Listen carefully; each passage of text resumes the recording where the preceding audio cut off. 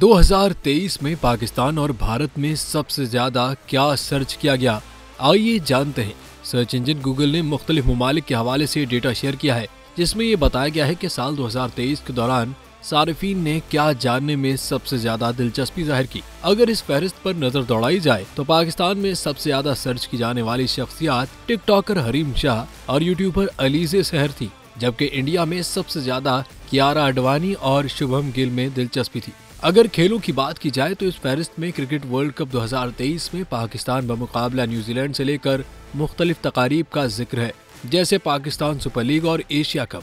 India में world cup final के दौरान ऑस्ट्रेलिया से मुकाबला सबसे ज्यादा सारिफीन की नजरों में रहा।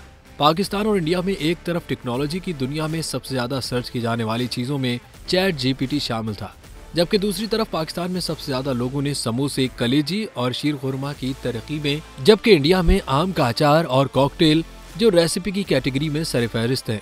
पाकिस्तान में सबसे ज्यादा पूछा गया सवाल ये था कि व्हाट्सएप चैनल कैसे बनाते हैं। इंडिया में सारिफीन ने सबसे ज्यादा ये पूछा कि घरेलू टोटकों की मदद से जिल्द और बालों को सूरज के नुकसान से कैसे बचाया जा सकता है।